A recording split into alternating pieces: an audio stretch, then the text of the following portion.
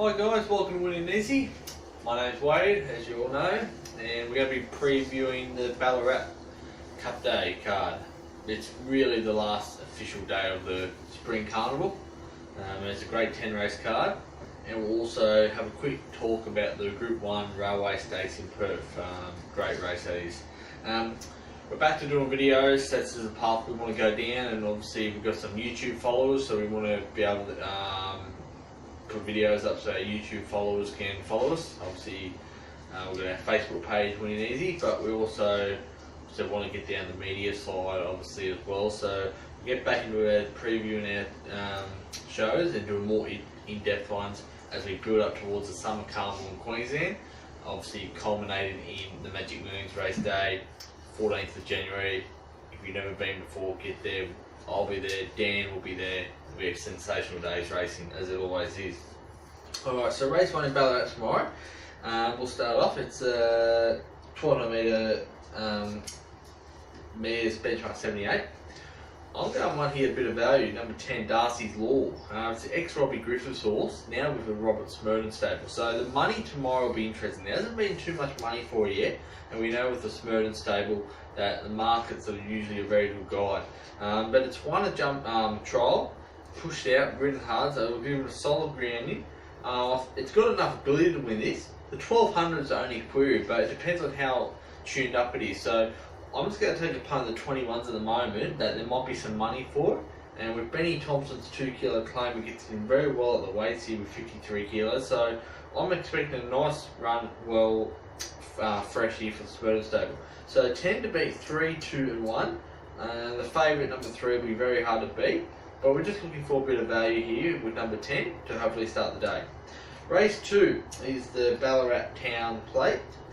And I'm going with the best horse in the race. That's number 1, Mighty Like. Now, yeah, he is the best horse in the race, and with his 3 kilo claim from Bo Merdens, he's really well weighted again. And I just think he's the best horse in the race, and around the 480 mark, I think he's good odds. There's already one scratching, so it's only a field of 7. So, you know, I think around the $485 is a good bet. To beat number 2, it is ridden, another old war horse who's just a real good money earner for his connections. Never runs a bad race. Numbers 5, Gallant Harmony, and number 3, an interesting runner. Come back from Singapore, now with the Gay Wardhouse and Adrian Boss stable. Believe Yourself. It's a mare as well, so it'll be very interesting to see how this goes, and you know, can Gay get this going back in Australian conditions. Race 3 is the Vobis Gold Eureka Concrete. So great. This is obviously big bonuses if you're a Super Vobis horse, which is the Victorian breeder scheme, if you're not aware. A great race, great prize money, and rewards people buying horses from Victoria. I'm liking number 2 here, Mr. Marco, from the Tony McAvoy stable. Dylan Dunn here. Apprentices can't claim here, but it's a set weight race, so you want to look at horses with a lot of ability, and I think this one fits the bill. First up won in Morphinville over 1,000 metres, which I don't think is its best journey. Then last up ran second, Posh Journey turned the table, but I think up to the 1400 here, I think it's been set for this race and will peak here with a good prize money offer. To beat number 1, Valiana, well, he's already been one of these horses that's won a lot of the English Vobis bonus races, and has already won 370,000 prize money thanks to some of those schemes. Very talented horse. Has been placed very well in his career. He's only won the 2 races, but as I said, it's what prize money counts from those races. That matters. To beat number 3, Urban Ruler, who's definitely got ability. This horse has a lot of ability. He might be probably the most talented in the race. I'm just happy to take him on tomorrow. Greg Urell's got some really good chances tomorrow. He's got some really promising up and coming horses. Greg Stables has gone through a quiet period, I think, since obviously the Apache Cat, Migmat, Pinka, and all stables go through it. And I think Greg's got some nice up and coming horses through his stable, which you'll see about 3 or 4 of them tomorrow running. And number 11 down the bottom of Labombo Road. This one's at massive odds. Still a maiden, but put in the exotics because I think she's got more ability than she's shown so far. A couple of runs have shown that, and you never know, she could pop up for a nice third or fourth, and put some nice juicy odds in the exotic. So 2, 1, 3, 11 there. Race 4 is the Magic Moon's 2-year-old Clockwise Classic. Now this race keeps growing in sort of stature. I thought it was a great initiative, something bizarre that you don't really see. Obviously Victoria raced the anti-clockwise way. For Victorian horses to get better adjusted clockwise way, ready for the Magic Moon's race day in January. They put this race on a couple of years ago, and I think it's great. I think it's great, and it's going to grow, and it's just great spectacle. I'm going for a first starter here. Now obviously a lot of them are first starters, and we've had to sort of go on spec. Last week we tipped Zarpor that ran third in the Merson Cooper at 30 to 1 and paid $8 a place. So we're just going a bit on spec on these first starters, and I'm going with number 9 Artstrom from the Darren Weir, Michael D on board. It's drawn barrier 1, $60,000 purchase. It's had a jump out here, trained locally. I think, this one can be kept safe. From barrier 1, that'll be a big thing. The rail's a big thing for babies. That's how they get taught to get broken in, follow the rail. So it's a big, important thing. And I'm happy to hear, train at Ballarat, draw the 1.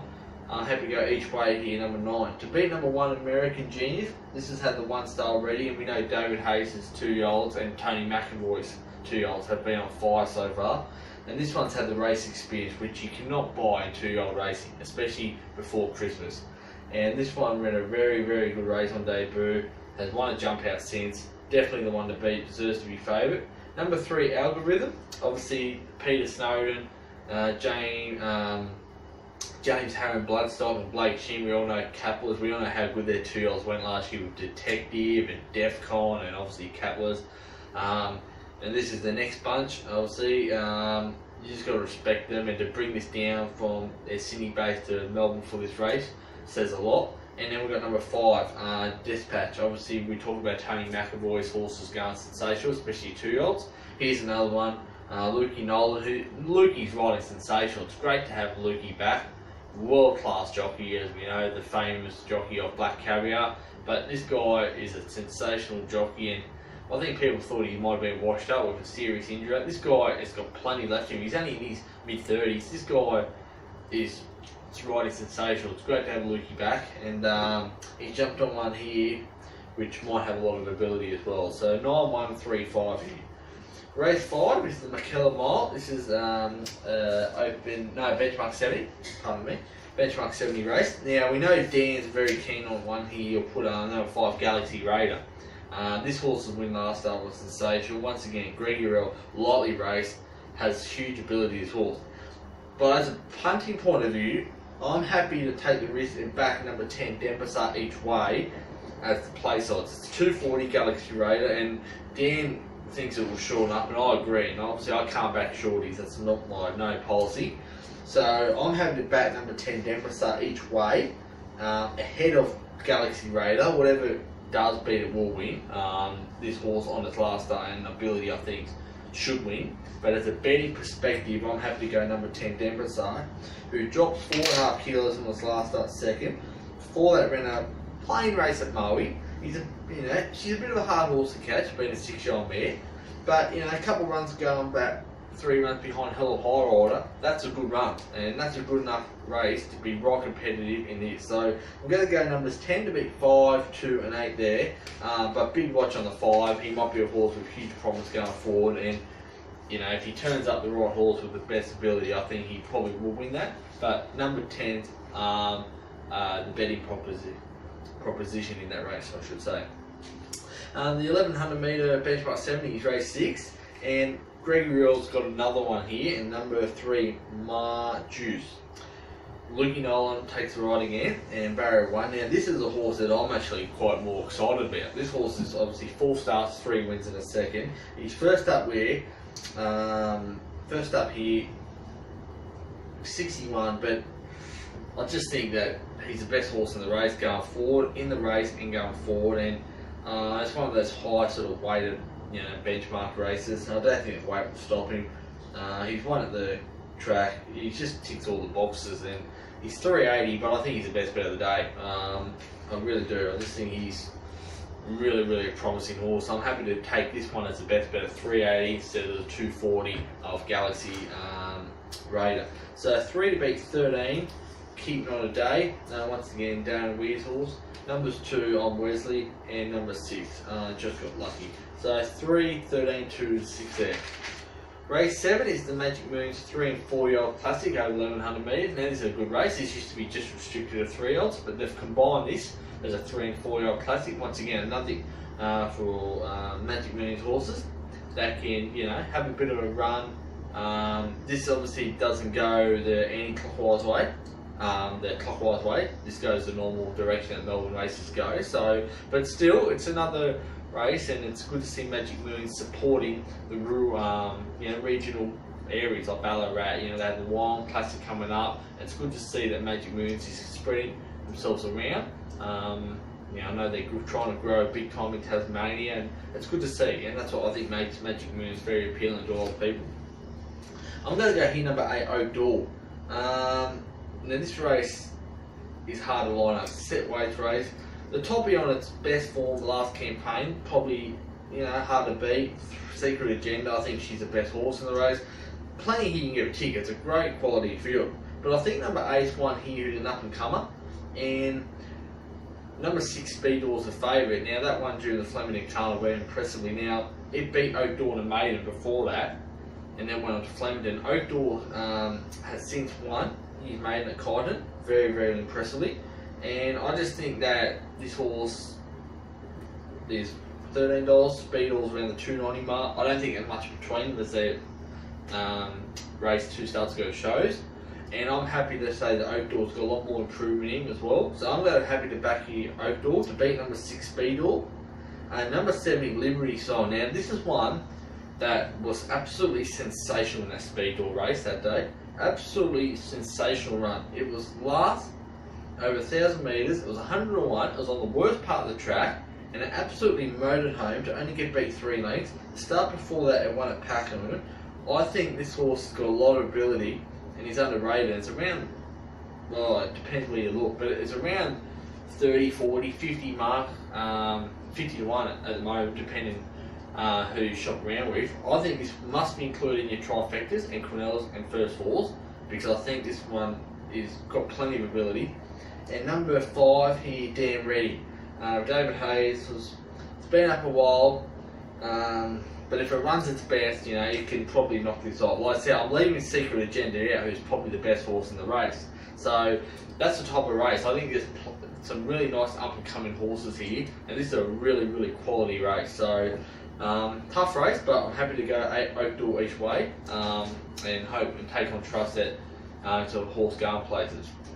The feature of the day is the Ballarat Cup, and we're tipping a favourite of mine, number 4 Tayu, who was great to see back in the winner's store last time in the Kyneton Cup, around the $6 mark last time. 60 kilos ahead, drops a kilo and a half here. Now we're all on this horse last spring. This horse has plenty of ability, and after its Kyneton Cup win, Brad got off and said that it's still probably 5 to 6 lengths off its best form, which shows how much more improvement hopefully there is in this horse. And whether it gets back to that, it's hard to say, and time will only tell. Obviously he's not getting any younger, but it's good to see him back in winner's store, getting some confidence. And at the moment he's $17 in this, and I think he's a roughie of the day, because if he gets back to his best form, he just wins this. So I'm happy to be on him to beat number 12 Manageress, who were on first up. Since then has run a couple of good races. It was a bit disappointing last start, but we know she's a quality mare. To beat number 11 Lady Lafay, who I think is technically still the favourite, but when it drew 22, its price drifted. It's going to need a piece of a ride here from Froggy. And number 3, Rising Romance. Once again, yeah, equal probably best horse on exposed for in the park, but she's now a mare. She's hard to catch, but she doesn't deserve to be probably 20. So I reckon if we get the first 4 here, we can have a nice holiday. So we'll go Tayu as a roughie of the day though. Race 9 on the 10 race card. It's a benchmark 70 over 2300. Now these races usually are hard, but I'm going to just pick a last start winner here. I was trying to find a reason not to pick him. Number 8 Delightful Sun. He's had 42 starts. He's won 6. He's 12 places, but his win last start was really good. He won 2 starts before that as well. He's just in great form, and around the $13 mark, I just don't see why he can't win again. It's one of those ones that where you're looking for a reason not to tip him, and I'm happy to stick loyal and tip him again here. Number 8, Delightful Sun.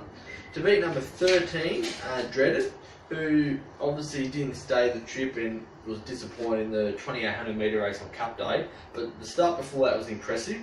And back to 2300, I think can run a good race. Number 6, Shikapur, and number 4, Tears of Joy for 3rd and 4th. And the last race of the day is the benchmark 84 over 1400 metres, and I'm happy to go here with number 10, Villapoto. Now, Regan Bayless takes the 1.5 claim off here. Comes out the China Bowl race last start, big odds, but it ran on really well. It hit the line very hard, and it was good to see because he started before that, he was up on the speed, didn't find much. Start before that was disappointing. They ran a bit colder last start, and it might be the key. And I'm happy to take him back in here to beat number 12, Septimore. Yep. And Taran Weir, Dean Yendall, what a combination. That's going to be the favourite. But they finished behind Villapoto in the China Bowl last start. So, I think Villapoto's run was a lot better. So I'm happy to be on Villapoto. To beat number 3, Hijack Hussey, and number 11, Active Valor, who also comes out of the China Bowl. Now, the China Bowl race was a bunch finish, and we are tipping Mighty Light early in the day, so we can get a bit of a guide in the form. If Mighty Light comes out and wins town play, well then we can be fairly confident coming to the last that our selections are going to be right on the money. So 10 to beat 12, 3 and 11. So my best bet is Ma Juice in Ballarat, and the best roughie is Teu, one of my old favourites, and I was so happy to see him in the winner's stall last start. Now we'll just have a quick preview of the Railway Stakes. The Group 1 in Perth, $1 million. They've changed their carnival a bit this year to have the Railway and Winterbottom not on the same day. We're going to have the Winterbottom Stakes next week, and then the Kingston Town Classic the following week, the 2-week gap between the Railway where a lot of these horses will go. Now, it's $1 million race, and the next 2 Group 1s are all $1 million, and I think it's a world first to have 3 Group 1s worth of $1 million in 3 consecutive Saturdays. So well done to the Western Australian Racing, trying to revamp their carnival even better. Their racing's grown a lot over the last 5 to 10 years, and there's still plenty of improvement that they can work on, but their initiative, and it's not so much changing tradition of history of races. They're keeping the race of the distance at the staying. It's just changing a week, which it has been very flexible over the years. And I'm against, before we get in the preview of the row, I'm very, very against, I said, the McKinnon and the Emirates being changed to shift limited. Now, most people say it was a rounding success, betting turnovers up and all stuff like that. It might have been, but I can't see it being a success because I see a lot of the races were weakened. I thought the Longines Mile, the Kintala Stakes as it's known now, that Lura Main won, I thought that was a weak addition because we had no fillies and mares in it. And the McKinnon, the 2-week gap between the Cox Play did not make that field any better. As we said, we had 1 international Badamoss, Alston Rock came out of it. Obviously, they all could have backed up a week later. And the change in the tradition is very, very sad for me. I'm a history patriotic person, and it's sad to see, but it looks like it's going to stay. But what I'm very, very angry is obviously me, Dan and I have said how we really want to see Queensland racing improve. It's gone through a very bad stage the last few years, and to hear that they're about to change Doom and 10,000 to Eagle Farm is an absolute utter disgrace. And there's still time. They're going to have a board meeting this week where it's believed it's going to get signed off, and it's going to come a 1300 metre race and be called the Brisbane 10,000. So, absolute disgrace. There's no other word, and it totally sums up the racing in Queensland at the moment, the way it's going. These decisions just keep getting worse and worse, and it's an absolute joke. And if it does happen, we'll be one of the first to be campaigning against it and have things in place. We'll lead the way in this discuss. So hopefully people power wins and that they give in, but it's not looking very promising at the moment. So we'll keep you up to date that and let you know that hopefully next week they'll have a decision made. So the Railway Stakes, interesting race. We've got my man Ollie gone over there trying to win his first Railway Stakes. It's hard to believe. A Perth boy, he's never won West Australia's nearly most famous race, the Railway. It's hard to believe he hasn't won it. So he's on number 7 Macintosh from the Chris Waller stable, highly talented horse as we know. And as Chris said, he's kept Good Project, who won this race last year, and Macintosh with speed in their legs. They're not going over Western Australian at the end of their campaign tied, hoping they got one more run. They're only both fourth up here, so that's really good training from Chris. And obviously he won this race with Good Project last year, so he sort of followed a similar formula, and it's good training. This is a cracking field. This is a true Group 1 field. This is a great field, and it deserves $1 million in my mind. I'm going for a horse who's on the way up, and I really think his record shows he's a very promising horse. He's only 5-year-old, likely race for a 5-year-old, but that's number 16, Tradesman. I just think that this horse has huge more potential to even go. Now he's gone in the field sort of controversially with discretional balloting, which is a touchy subject, as we could have seen with the Melbourne Cup with Rose of Virginia getting the start. And you know, I'm glad that we don't have that sort of discretion come to those races. The Cox Plate is one of those races where the committee has the power. There's always been like that. I don't think we want to start having committees and boards and that making decisions. But number 16 Tradesman's got in. I'm surprised he wasn't in the field anyway. But he ran a great third last start in the Listia Classic behind Perfect Reflection, who, as we know, 12 months ago after one of her second wins, I said she was a Group 1 horse, and she went on to win the Kingston Classic as a 3-off filly, the first to do so. That's how talented she is. She then came to Melbourne in the autumn, and we didn't see the best of her. But she's come back, I think, just as good as last spring, a more mature man. Her win last start was great.